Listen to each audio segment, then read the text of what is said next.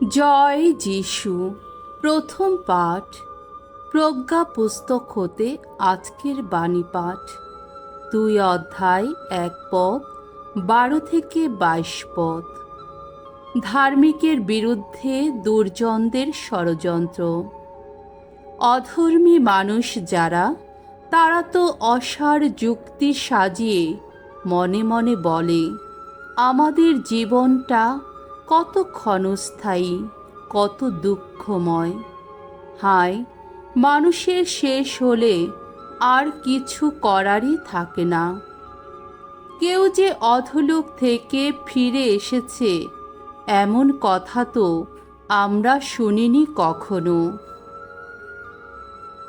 ধার্মিকের জন্যে এসো আমরা ফাঁদ পেতে রাখি। সে একটা উৎপাতেরই মতো। আমাদের প্রতিটি কাজের সে তো বিরোধিতা করে। মসির বিধান অমান্য করি বলে সে আমাদের ধিক্কার জানায়। আমাদের বিরুদ্ধে সে তো ঐতিহ্যঘাতকের অভিযোগ আনে। সে বলে বেড়ায় তার নাকি ঈশ্বর জ্ঞান আছে। সে নিজেই নিজেকে প্রভুর সন্তান বলে ডাকে। আমাদের মতিগতির বিরুদ্ধে সে মূর্তিমান তিরস্কার যেন। সে আমাদের চোখের বিষ যেন।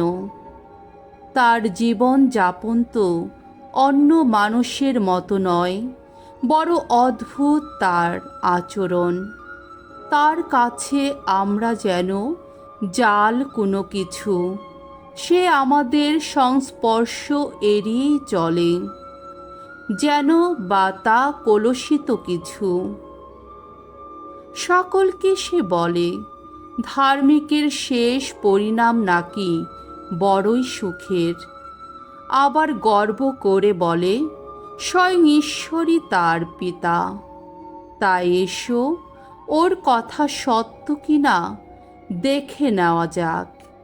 যাচাই করে দেখা যাক ওর পরিণাম কেমনই বা হয়।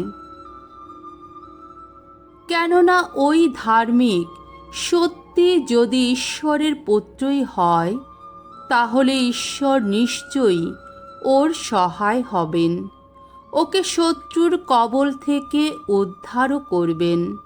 এসো ওকে লাঞ্ছনা যন্ত্রণা দিয়ে যাচাই করে নিই, যাতে আমরা জেনে নিতে পারি ও সত্যি শান্ত ধীর কিনা, বুঝে নিতে পারি ও সত্যি সহনশীল কিনা। এসো ওকে আমরা হেয় মৃত্যুদণ্ডে দণ্ডিত করি, কেননা স্বয়ং ঈশ্বর নাকি ওর পাশে এসে দাঁড়াবেন। এ কথা তো ও নিজেই বলেছেন। অধর্মী মানুষ যারা, তারা তো এভাবেই যুক্তি সাজায়। কত ভ্রান্ত তারা! তাদের নষ্টামি তাদের অন্ধই করেছে। ঈশ্বরের গোপন পরিকল্পনা তারা বুঝতেই পারে না, আশা করতেই পারে না পবিত্র জীবন যাদের। তারা একদিন পাবে পুরস্কার। নির্দোষ মানুষ যে বিশেষ কিছু লাভ করতে পারবে এমন বিশ্বাসও তাদের তো নেই। প্রভুর বাণী। ঈশ্বরকে ধন্যবাদ। শাম সঙ্গীত 34 অধ্যায় 16 থেকে 20 পদ এবং 22 পদ। ধুয়ো। ভগ্ন হৃদয় যারা, ভগবান তাদের কাছে কাছেই থাকেন। অন্যায় করে যারা, ভগবান তাদের প্রতি সদাই বিমুখ। তিনি এই পৃথিবীর বুক থেকে তাদের সমস্ত স্মৃতি মুছে ফেলবেন। ধার্মিকেরা ডাকে, ভগবান সাড়া দেন। সকল সংকট থেকে তাদের তিনি উদ্ধার করেন। ভগ্ন হৃদয় যারা, ভগবান তাদের কাছে কাছেই থাকেন। বিচূর্ণ যাদের মনোবল, তাদের তিনি রক্ষা করেন। ধার্মিকের জীবনে আসে অনেক দুর্ভোগ। ভগবান সব কিছু থেকেই তাকে কিন্তু উদ্ধার করেন। অধর্ম অন্যায় দুর্জনের মৃত্যু ঘটায়। ধার্মিকের শত্রুরা অবশ্যই শাস্তি পাবে। ভগবান মুক্তিপণ দিয়ে নিজের সেবকদের উদ্ধার করেন। যারা তার শরণাগত তাদের কেউই দণ্ডিত হবে না। বাণী বন্দনা। হে প্রভু, তোমারই বাণী জানি সত্যময়, তোমারই দেওয়া বিধি বিধান সবই মুক্তিময়। মানুষ কেবল রুটি খেয়েই পারে না কো বাঁচতে, প্রভুর উক্তি পাথেয় করে পারে বেঁচে থাকতে। হে প্রভু, তোমারই বাণী জানি সত্যময়, তোমারই দেওয়া বিধি বিধান সবই মুক্তিময়। মঙ্গল সমাচার। যোহন রচিত মঙ্গল সমাচার 7 অধ্যায় 1 থেকে 2 পদ, 10 পদ, 25 থেকে 30 পদ। ইহুদিরা যিশুকে গ্রেপ্তার করতে চেষ্টা করল, কিন্তু পারল না, কারণ তখনও তার সময় আসেনি।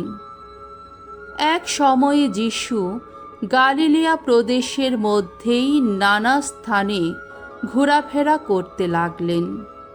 ইহুদি ধর্ম নেতারা তখন তাকে হত্যা করার সুযোগ খুঁজছিলেন, তাই তিনি জুদেয়ার মধ্যে ঘোরাফেরা করতে চাইছিলেন না। তখন ইহুদিদের শিবির পর্বের সময় প্রায় এসে গেছে, কিন্তু তার ভাইরা সেই উৎসবে যোগ দিতে যাওয়ার পর তিনিও জেরুসালেমে রওনা হলেন, তবে প্রকাশ্যে নয়, গোপনে। তখন জেরুসালেমের কয়েকজন লোক বলে উঠল, ওই কি সেই লোক নয় যাকে ওরা হত্যা করতে চাইছেন? দেখো, ও তো সকলের সামনেই কথা বলছে, অথচ ওকে কিছুই বলছেন না ওরা। তাহলে ও যে সেই খ্রিস্ট, সমাজ নেতারা কি এখন তা সত্যি বুঝতে পেরেছেন নাকি? কিন্তু ও যে কোথা থেকে এসেছে সে কথা আমরা তো জানি, অথচ খ্রিস্ট যখন আসবেন তখন তিনি যে কোথা থেকে আসছেন তা তো কারো জানার কথা নয়। যিশু তখন মন্দিরে উপদেশ দিচ্ছিলেন। সেই সময় তিনি জোর গলায় বলে উঠলেন, হ্যাঁ, তোমরা আমাকে জানো বই কি, আর এও জানো যে কোথা থেকে আমি এসেছি। তবে আমি তো নিজে থেকে আসিনি, বরং যিনি সত্য স্বরূপ তিনি আমাকে পাঠিয়েছেন, আর তোমরা তাকে জানোই না। আমি কিন্তু তাকে জানি, কারণ তার কাছ থেকে এসেছি আমি, আর তিনি আমাকে পাঠিয়েছেন।